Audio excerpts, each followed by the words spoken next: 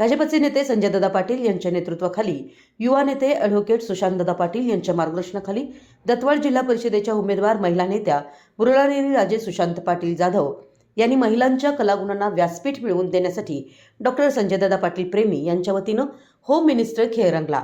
पैठणीचा हा अनोखा उपक्रम मोठ्या उत्साहात सैनिक परंपरेचं गाव म्हणून ओळख असलेल्या सैनिक टाकळी गावात हजारो महिलांच्या गर्दीत मोठ्या उत्साहात पार पडला।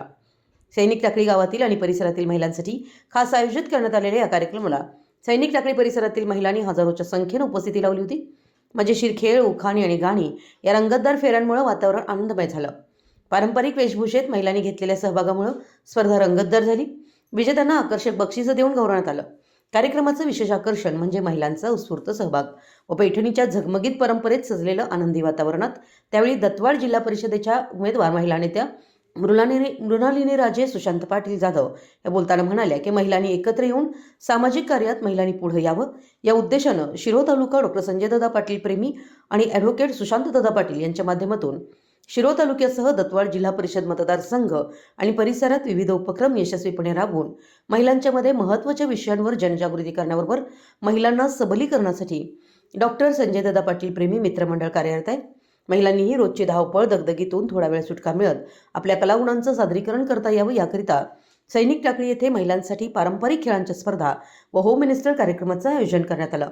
यावेळी असंख्य महिलांनी सहभाग नोंदवून कार्यक्रमाचा आनंद लुटला। या कार्यक्रमात महिलांच्या चेहऱ्यावर फुललेलं हास्य हेच आमच्या कार्याचं रहस्य आहे असं सौ मृणालिनी राजे पाटील यांनी सांगितलं। यावेळी विजेत्यांना भाजपचे नेते संजयदादा पाटील, ॲडव्होकेट सुशांतदादा पाटील, सौ मृणालिनी राजे पाटील, हरीश पाटील यांच्यासह उपस्थित सामाजिक कार्यकर्त्यांच्या हस्ते बक्षीस देऊन गौरवण्यात आलं।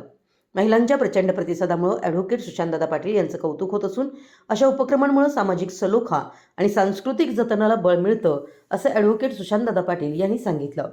यावेळी हरिश्चंद्र पाटील, सागर पाटील, अविनाश मगदूम, प्रतिभा पाटील, धनश्री पाटील यांच्यासह महिला मोठ्या संख्येनं उपस्थित होत्या। सिने अभिनेते मदन पलंगे यांच्या उत्कृष्ट सूत्रसंचालनामुळे आणि वेगवेगळ्या गेम्स खेळून कार्यक्रम उत्साहात पार पडला।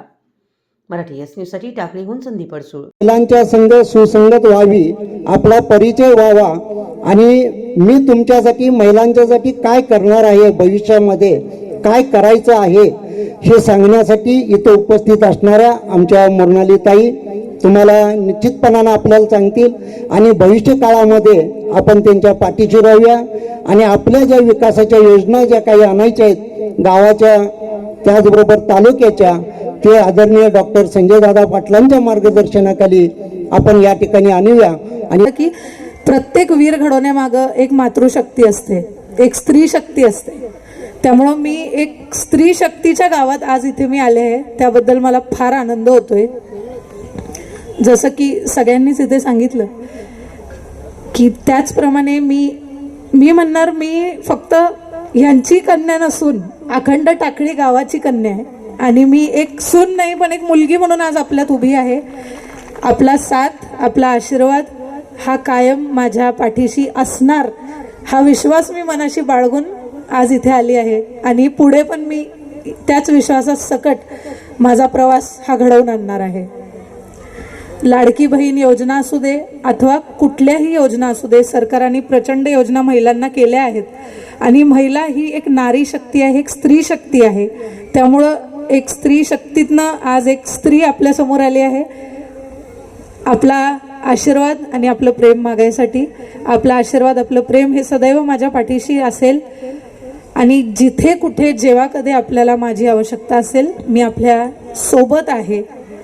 आपली एक हाक मी लांब आहे, आपण हक्काने मला हाक द्या, मी आपल्यामध्ये उपस्थित आहे।